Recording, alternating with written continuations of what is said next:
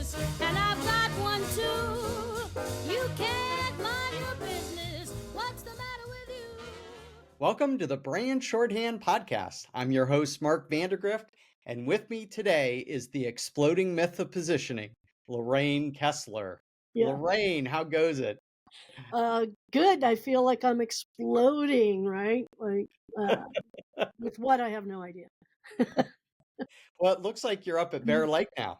Yes, we are at Bear Lake. We stayed an extra couple days. We had a painting marathon. I think I nice.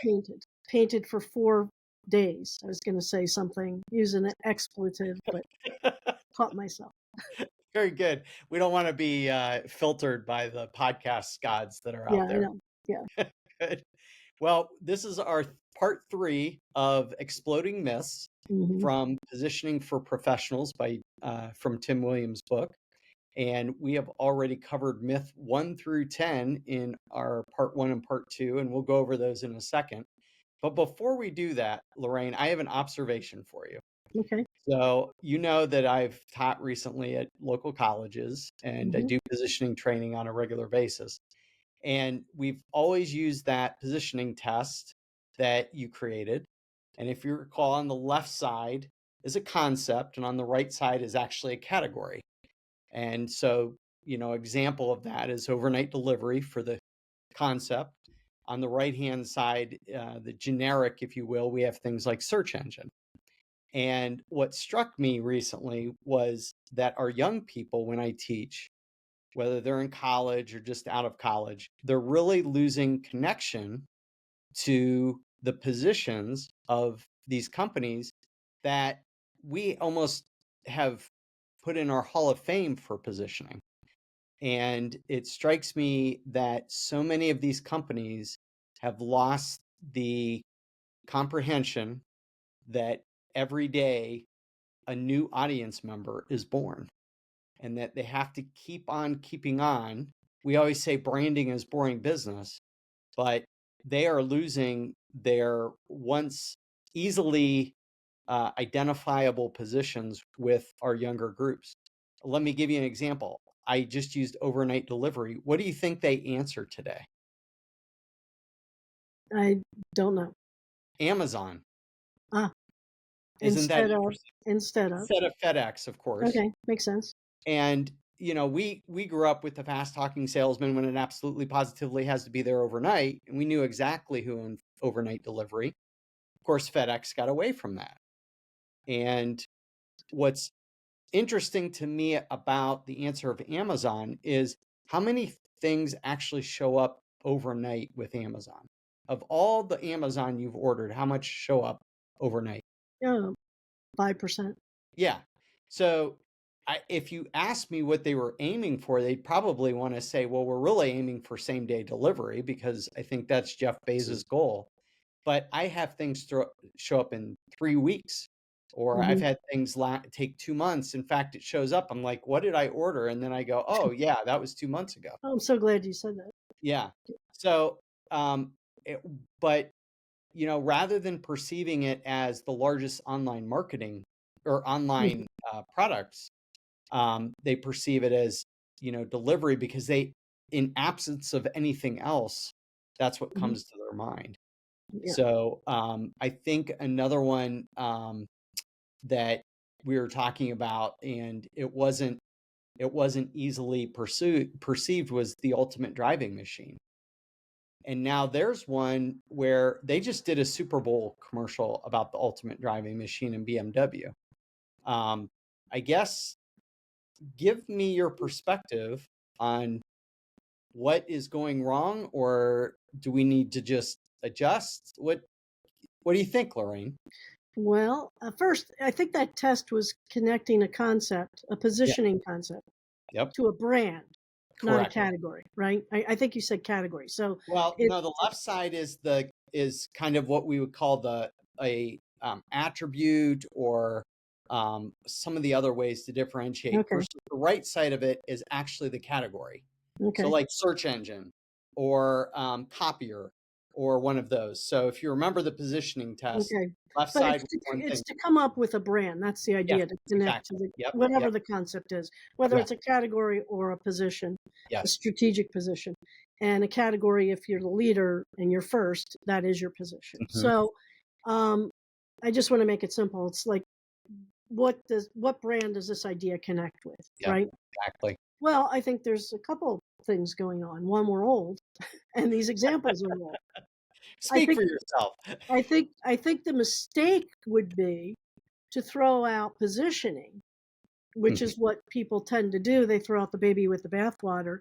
Oh, positioning's irrelevant. It doesn't matter because I didn't know this. Yeah. No, because there's still tons of people who buy BMWs today, and most of them are boomers and older, right? Mhm. Maybe some 45s, and I haven't seen the demographics, I'm guessing. But anybody who's really succeeding in life will look at BMW, who probably know it's called the ultimate driving machine. Mhm. And you're teaching college students. So, these audiences, the younger audiences, have a different frame of reference. I bet you could say to them, first driver service that's not taxi. And they would Uber. probably say Uber. Yeah. Or you could say first EV car, and they would probably say Tesla, Yep. right? So I think our examples are bad, not positioning. and Not and bad. There might be a little outdated. right, and they're outdated not because the ideas are outdated necessarily, but because these brands have forgotten that the human mind is built on amnesia. Yeah. We're always moving stuff out of our mind every day that's not important. If you don't continue beating the drum of your position Mhm. over decades and years, you're going to lose it. The mind is a very fickle and limited container, and it won't retain what's not useful. So, and that's partly part of self-preservation. So these brands have either because they get new CMOs and new people who think, well, we've already said that, and or people already think that about us, so we're going to find Mhm. something new to say. So to me, that's where the failure happens. And there's no reason why the ultimate driving machine shouldn't be hammered into the new market. In fact, when BMW introduced the EV vehicle, they called it the first ultimate driving machine that's EV.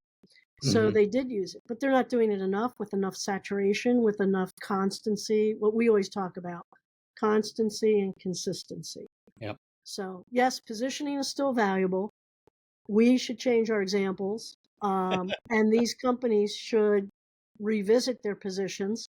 And if they're still viable and important to a contingent audience, they should start banging the drum harder and harder and more with more constancy and consistency. Yep. Yep. Mhm, Good. Well, let's get to our topic of the day, mhm, our exploding myths of positioning principles here. And again, this is from Positioning for Professionals by Tim Williams, and some book notes that Lorraine has provided in the way that she mhm, organized them. So we've covered 10 myths so mhm, far, Lorraine, and let me just summarize those for our listeners. Again, just go back to parts 1 and 2 to get myths number 1 through 4 and 5 through 10, I believe. mhm. So number 1 was the better company, product, or service wins. That is a myth, and we exploded that. Myth number 2, my business is a commodity. Number 3, competition is to blame for commoditization. Also not true. Myth number 4, we're not a brand. That's a quote that many use and is not true. Myth number 5, bigger is better. So in other words, the bigger the company, the better you are. Not true.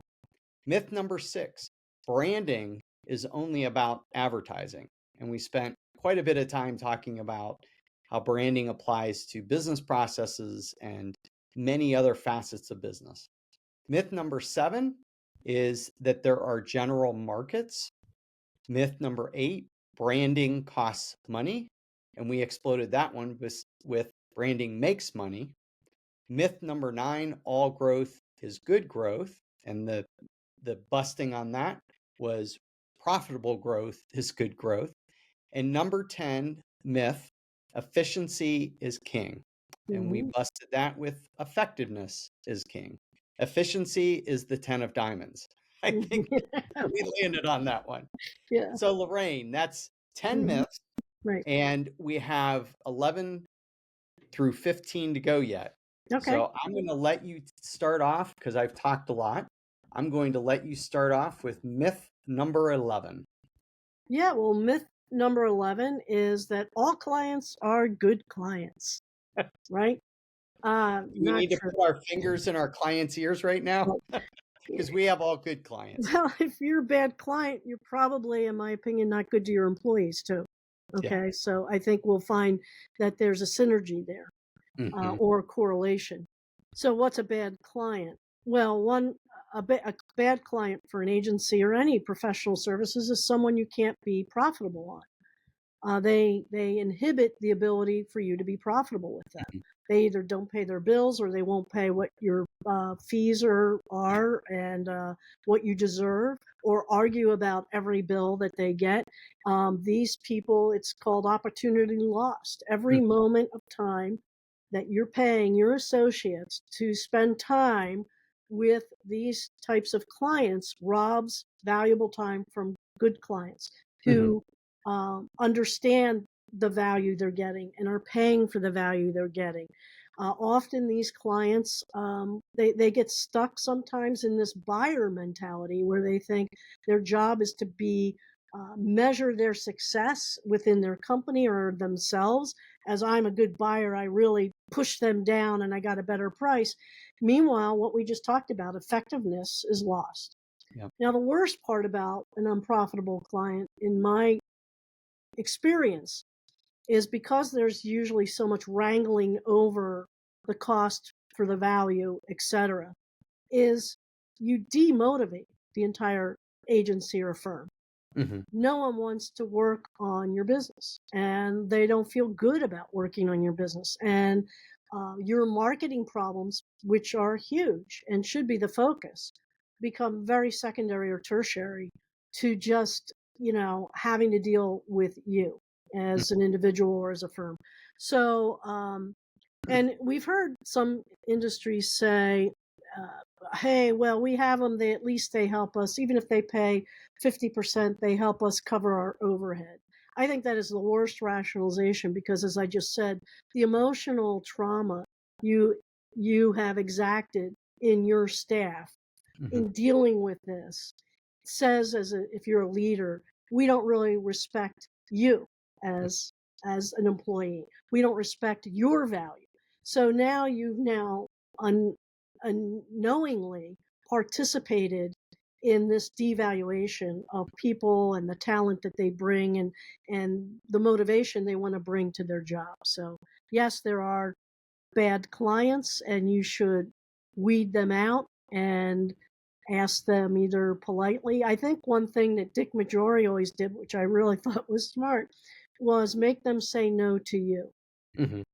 right? Yep. Stand Yep. your ground. Stand your ground on pricing, stand your ground on whatever it is that you feel you're being backed to a wall where you can't do the best work for that client.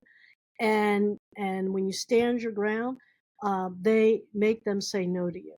Hmm. Yep. And you can look at law firms, Mhm, accountants, even medical mhm, professionals.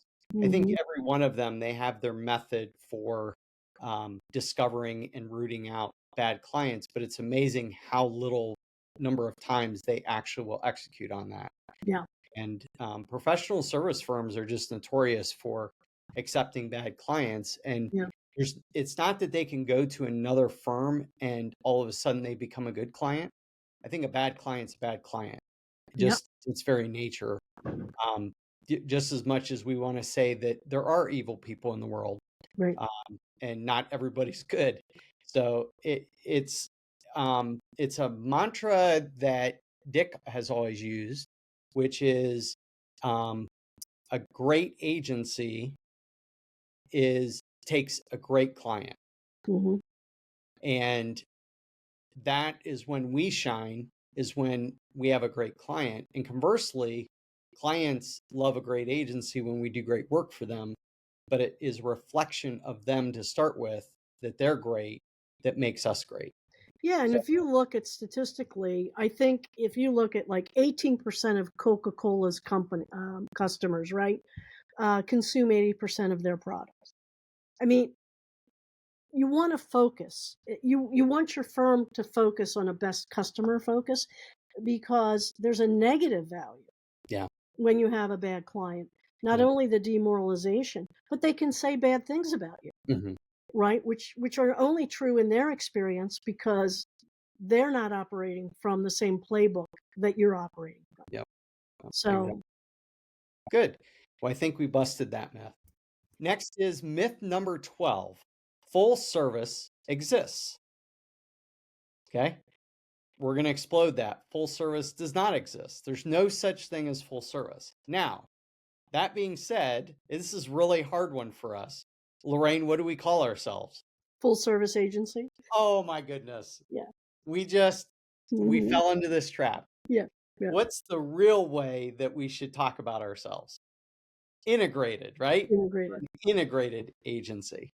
And the challenge that we have is that full service agency is is vernacular that's used very commonly, but what it really implies is a myth, because Hmm. there isn't a brand in any category that actually can fulfill every need. Now, that doesn't stop, a gazillion different firms from claiming it, but it goes back to trying to be all things to all people. Um, Even if you even find like a highly specialized firm, they can't resist that temptation of saying, oh, well, we can do it all. When in fact, if they would stay focused, they would be much better off. A lot of times, what you'll see is full service terminology is accompanied by like wide range, full line, complete services, all those types of generalities. And the problem is that specifics sell, generalities do not. Hmm. So we've used the example of physicians, right? Right. Do you want to go to a family doctor generalist for your heart problem, or to a cardiologist? And Hmm. that, obviously, if you had troubles with the IRS, do you want to go to a full service law firm, or do you want to go to a law firm that has expertise in tax law? So these kind of things, are obvious. The specialist is really what wins. So we have a hard time with this one because full service applies to us, but we have a lot of services, but we are marketing specialists with a very tight focus on positioning. So executing on a specialty is really what we look at it as. And we're integrated from the standpoint of, if we were just a PR firm, meaning not just, but if we were only a PR firm, our solution would always be PR. Or if we were only a web shop, our solution would always be web. We like to come at it looking at it as, here's your business problem, and we believe the following things will help you with this problem and achieve your goals. It always starts with positioning. So we Right. are positioning specialists that happen to have a lot of services. And we don't go out and try to present ourselves as, we're a full service agency, you can use us for anything. We want clients that come to us for positioning and that positioning strategy. Well, and then we support it with a pretty complete or a good bench of disciplines. Yes. However, and I think this is, and I think we even say on our website page, full service your way, which Mhm. isn't bad, because it's actually kind of true, right? We're not choosing so much as the client, but we have to be careful of this whole full service trap, as you Mhm. call it, because it can get really broad. Like, for example, investor relations is a subset of PR. It's extremely specialized, and what works there doesn't work in promotional PR. Mhm. The whole strategy, the customers, and the people you have to talk to. So when you say full service, as if you can do investor relations and you can do promotional PR and you can, it's just not true, and it's just not believable. So it does weaken you. My dream model would be something that Marty Neumeyer talked about, that we are a brand agency that begins with positioning, with the right strategic focus, right? We focus not on we concentrate, we identify your problem, and then we find the right solution to solve that problem strategically from a message standpoint first, and then solutions in terms of how to target and go after the right target audience, what Yep. media and what tools. I think that's brilliant. Absolutely. Okay. Well, we Mhm. exploded myth number 12. Let's Yeah. go to myth number 13, Lorraine. Okay. Focus is limiting. Again, this is, we want to be all things to all people. It is absolutely the opposite. And yet marketers fear focus for a lot of reasons. They think they're going to be giving up something. What they don't realize is what you can have is only what competition will let you have. Mhm. So if you think you can have something and there's strong specialists who are doing that, you're not going to have that. You just can't. So Mhm. it's not just what you want to do, it's what you can do, what the competition will allow you to do. And brands are not marketed to everyone. We've talked about this how many times. The real targeting isn't just, and I think this is one of the hardest things to teach young people coming in, because when they hear target audience, they think demographics. They think, well, we're going after um, young men in high school, 18 to or 16 to 20, whatever, high school and starting college. And then they make the mistake of thinking this demographic all thinks the same. They Mhm. all value the same things. I mean, the focus truly is, rather than demographically, we're after young men who really care a lot about looking good, smelling good, and their appearance. Well, all of a sudden, my demographic could be 14, or my grandson 12 who wants a perm, because that's the big thing now. I don't know if you've seen this. They do this perm with this. So instead, my daughter dyed, you know how Italian he looks, right? Yeah. His hair's blonde, as blonde could be. Okay. So it could be, all of a sudden, the demographic is now informed by the true target, which is psychographic. Mhm. Who really cares a lot about it? And if that's who you're going after, then it's not all 12-year-olds. It's not all 14-year-olds. It's not all 16-year-olds. It is the kids in this, younger people who have this fashion mindset about maybe feeling better, smelling better, looking better, whatever. So it does involve sacrifice, but it's a willing sacrifice. I used to tell people, when you decide to get married, hopefully you've sacrificed all the other dates you would have had with other women or men, right? And sometimes I get people looking at me like, "Oh, really? I didn't really want to sacrifice." Yep. Very Mhm. good. Exploded that myth. Yeah. Okay. Myth number 14. We got two left here. Okay. This myth is more means more. Now, I'm going to use my web hat. I'm going to put my web hat on, Okay. okay? Because I think it's a great illustration. It'll give people a visual. Mhm. Have you ever gone to a website where there's about 15 primary navigation, there's 100 messages on the homepage, and you, as the visitor, are supposed to figure out what you want because there's so many options, right? And what does that do? It just, yeah, you I'm out of beg out. It's like, no thanks. I'm going to go somewhere where I can easily pick out what you're trying to tell me. And having done information architecture now going on 20 plus years, the one struggle in most web kickoff sessions that we have, when they bring everybody in the room, everybody wants a piece of the real estate on that homepage.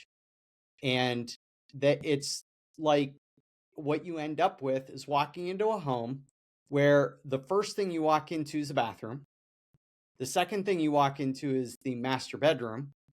The third thing is a closet.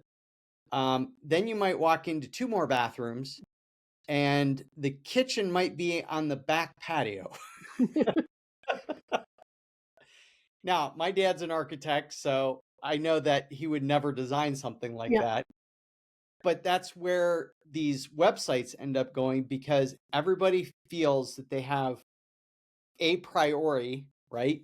Or the top level billing of an organization. And so functionally everyone gets a piece of the real estate instead of what it should be, which is a very focused message, because we aren't worried about buying more. We're worried about buying what we want. Right. And so when I think his principle here, more means more, is a lot about, being unfocused and all that. But it also has to do with this idea that your core product now, because we haven't differentiated, we're just going to add more features because competitor A offers these three, competitor B offers the next two, competitor C offers one, and all of a sudden you offer everything, but nothing's differentiated. Right. Right. So that's where on the homepage, then all these things around the core, well, that needs to be on there. This needs to be on there. That needs to be on there. And it just gets so crazy messy that it's like opening up your Sunday circular and seeing all the coupons and looking at like, what are you really looking for? Yeah. And that's really a challenge that goes back to, don't forget your core. Companies that want to put everything on a website, all at a certain level, Yep. are doing business with themselves. Mm-hmm. They're kowtowing to different departments, different voices, different people who think this is important. Yeah. And forgotten in that is what is the customer really interested in? What's really important to the customer? And how does the customer prioritize what they want to find, the user experience that they need in order to make a decision for your product? So Yeah. that gets completely left out while you're just, you're kind of head down listening to all these voices. Yeah. And often Well, they're sales voices. yeah. And the other thing that happens is, okay, you have the core and then you add all these things. What do Mhm. all these other things cost? Right, More. right. Does the customer want to pay more? No, no, Never. no. And So, so you now the second thing that happens by this doing business with yourself, or the I guess the extension of it is that you now have created, in a world where clutter is a main problem. Advertising clutter is, there's hyper competition, hyper communication, hyper clutter. You're now creating your own clutter. mhm. And what it says to me as a consumer, because I just went to a website the other day, I'm trying to think what it was, and it's not coming to mind. And they were hitting me with so many messages. I wanted to search their products. I could not, every time I went to search the products, I kept getting, I never got a list of products, and they have a suite of products. I was so frustrated. But what that tells me is that that client doesn't care about me as a customer. They Yep. don't know what I care about or what I need to make a decision. Therefore, that's a negative score in my mind. Like, Mhm. I jumped from them and I went somewhere else. Right. So why create your own clutter? Yep. That's a good way to explode that one. More is not Mhm. more. Quit creating your own clutter. Yeah. There's enough out there already. Don't add to that. Right. Right. Oh my Okay. God. Myth number 15 is the middle is safe. This is our last myth. Yeah. Go ahead, Lorraine. Hey, it's interesting, but this one could be argued in some way, right? Mhm. But when brands fall into a middle, they're not high end or low end. In other words, they're not offering me an affordable choice, maybe an affordable style at an affordable price, like Target started with, or a high price like Nordstrom. You're here in Macy's land. You're here in J.C. Penney land. I don't know what you are anymore. You're not fish nor fowl. Yeah. That is a really dangerous place to be. You better find another very concrete position to own and to be on. So the most powerful brands always find the edges at the bell curve, right? They always find a place to be there. And I think that we're seeing, in terms of department stores over the years, and so many of them are gone, um, is this is what they're doing. They don't know where to go. They're kind of stuck in this middle zone. I went to Macy's for the first time in I don't know how long. to get a Mother's Day gift for my daughter. And I thought, well, I'll check Macy's out. Their whole vast inventory is so middle focused. It's not either quality or high end, and it's not really affordable. So, but then upstairs they do like a thing, I forget what they call it, but it's like Macy's back door or something. And it's supposed to be like their there used to be the place in New York, in Chicago, I think it was called Feline's Basement or so. It's like a bargain barn up there. I was just totally confused. I walked out and thought, and they're doing it to themselves. So Yeah. obviously they're having some troubles. Yep. When you're in the middle, you're gonna have some trouble. When you're in that it seems comfortable, but it can be absolutely the obvious if you don't have something very specific going for you. And Mhm. it doesn't. I don't think it necessarily has to be high price, low price. It can be something else, but it just can't be um, trying to hit all levels at once. Yeah. Well, and circling back, remember I talked about overnight Mhm. delivery as one of the categories that was no longer identifiable as FedEx. I think about UPS and FedEx, Yeah. right? Oh, yeah. Uh-huh. If not for companies like Amazon and all the online business that existed, where Mhm. would UPS and FedEx be? Yeah. I mean, what do they really stand for these days? They're Mhm. like the middleman for these stores that we want to get goods for. And I mean, Yeah. I think FedEx is better. I think more people think reliable when they think of FedEx, but I certainly don't have that when you absolutely positively has to be there overnight. No. And I think they've devolved into that kind of middle ground too. Yeah. Yeah. They started very focused, and that's what catapulted them. And then they went back into all the business segments, that air, ground, whatever that they want to do. And it's dangerous territory to be in. Mm. It. I don't think FedEx is going to implode. I don't think UPS is. I think UPS is kind of brown and trusted and stays there. But what it does do, and this is important, is it creates an opening for a new competitor. Yep. Because if you're trying to do that, someone can come in and they can pick off the edges and they can take a nice little chunk of profitable business away. So for a new startup, it's kind of it's good to find someone in the middle and go at something they're not doing or focused on. Yep. Very good. Mhm. Well, that concludes part 3 of exploding myths from positioning for professionals. I want to thank you all who have joined us today, especially any new followers that we've had over the last few weeks. If you haven't liked or shared or subscribed, please subscribe and tell your friends about the Brand Shorthand Podcast. Until next time, have an amazing day. But my own.